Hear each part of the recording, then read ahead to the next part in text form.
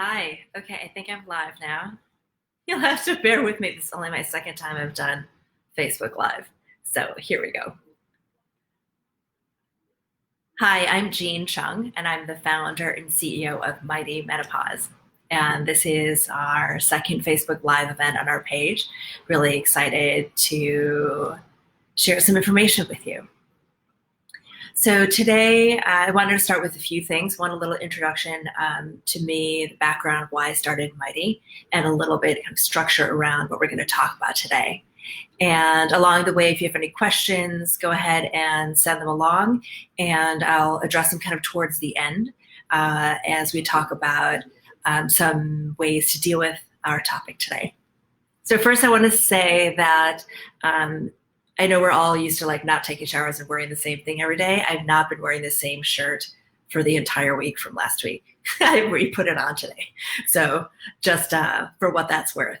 And secondly, I want to just introduce myself, spend a couple minutes to give a brief background for any of you listening who don't know me.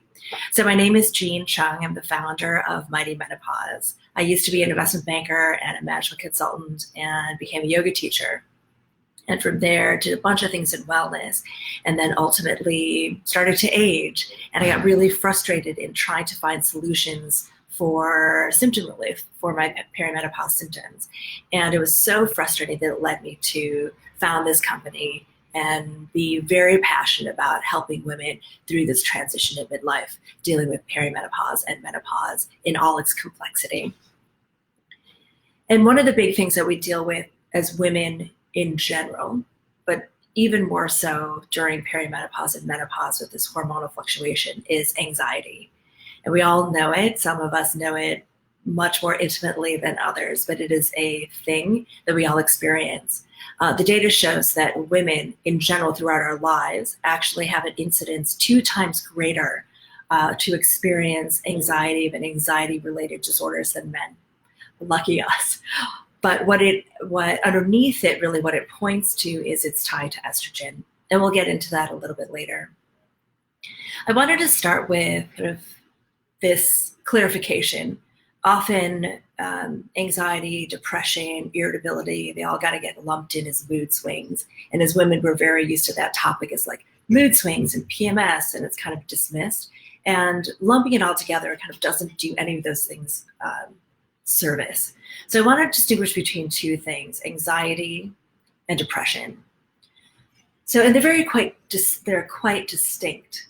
In anxiety, there's a feeling of restlessness and feeling amped up or keyed up and worried about the future, and kind of there's high heart rate, and that's the kind of feeling, kind of ungrounded and a little bit scatterbrained even. And depression is kind of the opposite, right? We're lethargic and apathetic, and there's a lot of fatigue and maybe some low self-esteem tied with depressive states. And so they're very different things, and we want to appreciate both of those things and understanding the mechanisms underneath and how we can deal with them. So thinking about anxiety, another thing I wanted to frame for you is not a very common framing, but to think for anxiety, there are 2 things that can drive anxiety. One is a response to external stimulus. So imagine you're backstage and ready to go to do a speech or a presentation for your company, and that feeling of like, oh shit, like what am I going to do? What's going to happen? I'm going to screw this all up. Like that feeling of anxiety is a response you're having to the external stimulus and the external circumstance. Then there's the physiological experience of anxiety. And again, pointing to estrogen. And I'll just pause if you hear the siren. I'm in New York City and it's starting to get a little bit more active, and maybe you can hear it. So there's the physiological experience of anxiety feelings, and that is related to what's happening with your hormones, and specifically with estrogen. So thinking of those 2 things, we want to really understand like, okay, there's a situation that I'm in that I feel anxious about, and that's quite normal. And then there are times where women, particularly at midlife, in perimenopause and menopause, where the hormones are like doing this, fluctuating like crazy, that all of a sudden there's like this wave of intense anxiety that in a situation that may be completely normal, or maybe like you're getting on stage and you normally feel like level 5 anxiety and somehow you feel 9, right? So that's a combination of an external circumstance and internal physiological occurrence. And so I want to really talk about is what's happening there. It's very normal to feel anxious when you want to get on stage. But when your body is doing a thing, it's creating anxiety feelings. It's a little kind of off-putting and confusing, but it's also really just kind of terrible to experience. Like, we've all had it. For my own recent experience, I've had some crazy anxiety in the past couple months, and even the past few months, well before COVID. And it's what I understand it is kind of the fluctuation of my own estrogen. So let's talk about that. Estrogen, as the research points to estrogen as doing multiple things, but in this particular context, right? The presence of estrogen helps us deal with a fear response. So when we have estrogen in the blood and something fearful is around us, we're better able to manage that experience or the feeling of fear. When estrogen goes down, we're less capable of doing that. And when estrogen goes down and there's low level estrogen, we're more likely to feel anxiety or experience feelings of anxiety. And that makes it complicated because we don't know where estrogen levels are because we don't have that kind of diagnostic. But we can use the indication of how we feel about anxiety to understand kind of where we are. And I'll point to this because most of us are probably midlife women, to think about when we've had anxiety, or when we have PMS. We talk about a lot of anxiety, these feelings of shifting, or once we've ovulated and we're post-ovulation, that we feel like all these feelings around PMS. And that what happens at ovulation is your estrogen level drops. So your ability, rather the likelihood of you feeling anxiety is actually quite high, and that's why anxiety is part of PMS. So you think about in perimenopause, where estrogen levels are really volatile and they're dropping a lot, and there are times where estrogen is really low, it seems quite logical that we'd be experiencing increased anxiety.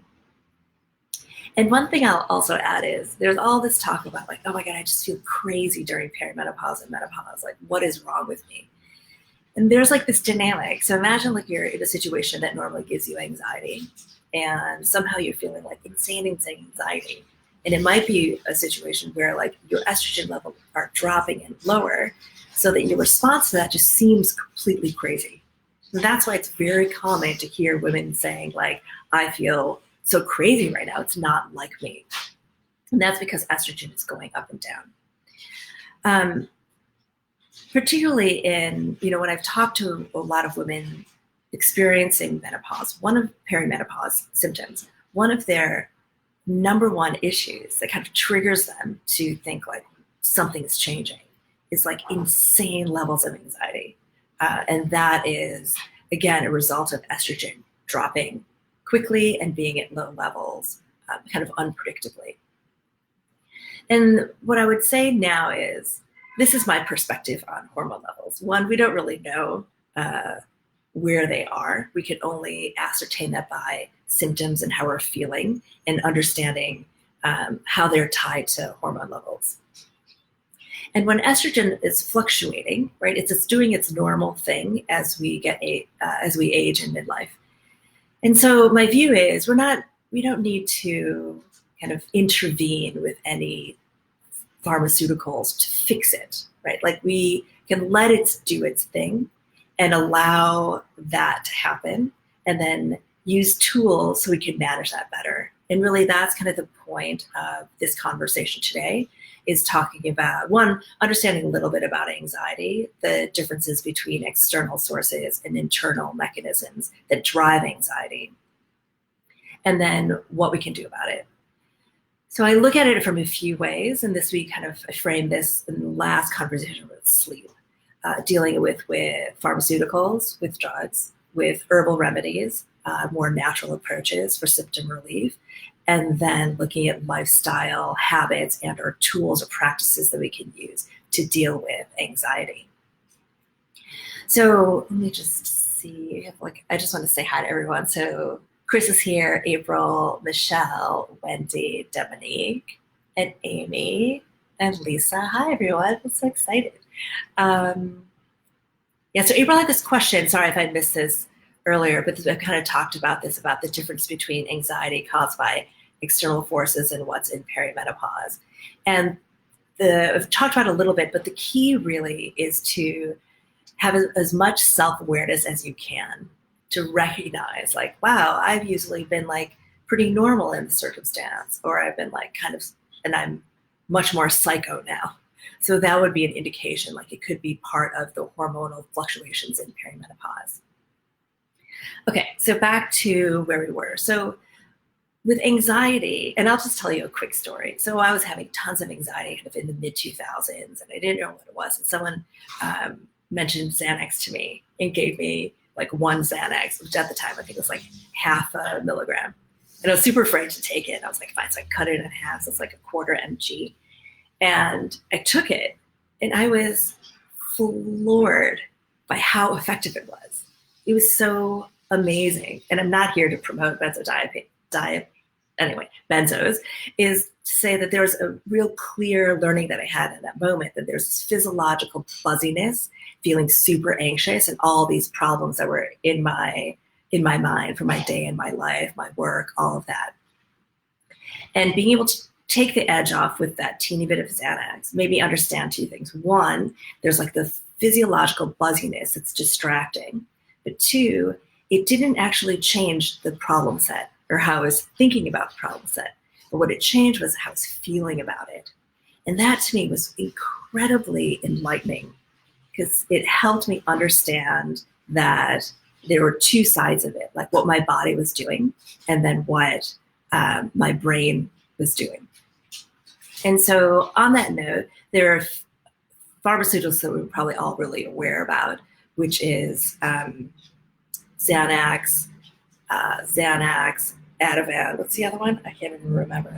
Valium, which help us just calm down. Again, thinking that anxiety is an agitated state, we want to calm down. And the one, they're quite effective, thank God for modern science. But two is the real danger, right? Because benzos are highly addictive and you attenuate to them just like you would do with opioids. So that's something you really want to steer away from and really consider very strongly how, if and when you wanted to use them. Then Lisa asked a question about UTIs, and I'll get that into the end if I have some time after we finish the topic on anxiety. So thinking about pharma, okay, so there's pharma, it's good to know about them, but not rely on them. The herb that I want to talk about is turmeric. And we're all super like hippie millennial excited about our turmeric lattes and stuff like that. But turmeric is a very interesting herb. One is it's a blood thinner. So a lot of times you'll see if you're taking a certain pharmaceutical, blood thinners, says don't also take turmeric. The synthesized form of the supplement is called curcumin. And that, again, the synthesized form, I always recommend like the whole food. I think having turmeric as a whole food is better than the synthesized form. Why is turmeric important for anxiety? So turmeric has the property of being anxiolytic, which means it relieves anxiety response and anxiety feelings. And I want to share it because I actually use it. I don't use it that much, but I use it to quite effectiveness. And I use it as a turmeric tea. And it's super basic, and I'll describe it now, and I'll also put it in the notes later. Turmeric, like THC, is fat soluble. So you need something fatty in order for it to be blended and for you to absorb it. So what I do is I take a teeny bit of butter, like a little smidge of butter, half a teaspoon, and half teaspoon of turmeric, and smush it all together, and I melt it in the microwave for a few seconds. And then I add hot water, and I'll put a teeny bit of honey because turmeric is very bitter. And I'll like mix it around, and then I'll just slam it just like a shot in a bar, I guess. And what I found is when I do that, I can actually feel a very calming effect. So it's not something you need to have every single day, but I use it more kind of acutely when I have a high anxiety and I want to calm down. Very straightforward, very easy, and 100% natural. The other thing we're really wanted to get into, and super important, in the idea that estrogen is going all over the place, instead of using some pharmaceuticals to intervene or try to do something to make your body not produce these estrogen, not to produce estrogen at these levels or at this volatility. It's like, what are the tools to deal with it? So physiologically, what happens in anxiety is that we are attenuated, right? We're in like fight and flight in our nervous system. We're really anxious, we're stressed out, we're keyed up. And I want to talk about a breathing, the simplest breathing exercise that can shift your body from fight or flight, shift your nervous system from fight or flight into rest and restore. And that will help mediate and alleviate all the anxiety feelings. And that is a breathing exercise. You do it through your nose, in and out through your nose. And I'll go into a little bit of the neurology in a minute. But the idea is you breathe in and out through your nose. You think it's like yogic breathing or breathing you do when you're meditating. And you want to slowly pull it in and slowly push it out. And the magic ratio is you breathe in for 1 and out for 2. It's a ratio of 1 to 2. The easiest one to start with is like a 2 to 4, or if you can, 3 to 6. So you do a 3 count in and a 6 count out, all through your nose. You can do it for 6, 7, 8, 9, 10 times, wherever you feel just like a deep relaxation, and you're done. Super easy, super simple. You can do it anytime. Sometimes I do it when I'm walking the dog if I'm feeling anxious or waiting in the line at the grocery store. No one's ever going to notice, right? But you're calming your nervous system. One of the challenges in our modern life is like we're so stressed out all the time. We're not even aware of it. And that's why a breathing technique like this is really useful. And Michelle said that, yeah, turmeric is great for inflammation, 100%. I used to also, that's a good reminder, I used to take turmeric nightly before I went to bed to deal with systemic inflammation. And so the breathing exercise is just super simple, really easy. And we've created a tool. It's actually just an audio track that you can listen to. And it's me taking you through guided breathing in this ratio, 3 counts in, 6 counts out for 10 rounds. It's on our YouTube channel, and I'll take the track and I'll put it inside this post afterwards so you can have it and you can use it anytime. And it will also put the number you can send a text message to. We'll send you a link. So you always have it on your phone. You can play it whenever you want, whenever you need to feel like you just need to calm your nervous system. And the little kind of nerdy part that I'll share is about the vagus nerve.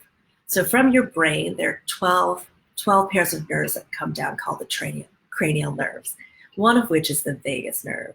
And it ties like from your brain through your thorax, your throat, your abdomen, your breathing, your diaphragm, and through your lower abdomen and your internal organs. And the vagus nerve, when you breathe in and out through your nose, you're stimulating the vagus nerve. And the vagus nerve is tightly wound into the parasympathetic nervous system. And that's the nervous system that gets your body into rest and restore. So by able to stimulate the vagus nerve, your body is actually moving into rest and restore. So you're working and efforting to a place of relaxation, restoration, which is such a beautiful thing and so easy. The other thing, and maybe we'll do another topic about sex, is met a woman who's creating like a really interesting product line, new sex toy for clitoral stimulation. And she said your vagus nerve is actually tied all the way down to your clitoris. Again, a topic for another time. But going back to the breathing, I wanted to emphasize first and foremost that breathing is super easy. You have a technique now that you know, 3 counts in and 6 counts out, that will get you out of hyperstimulation and into a state of relaxation. So for all the anxiety that we're dealing with these days, I hope that tool is useful for you, and then you can use it whenever you want. So we're just about 20 minutes. If anyone has any questions, I'm happy to take it.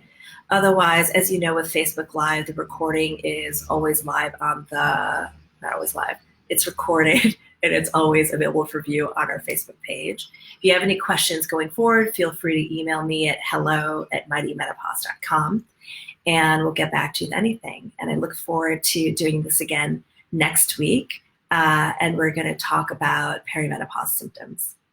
Okay, have a great day, everyone. Thanks so much. Bye-bye.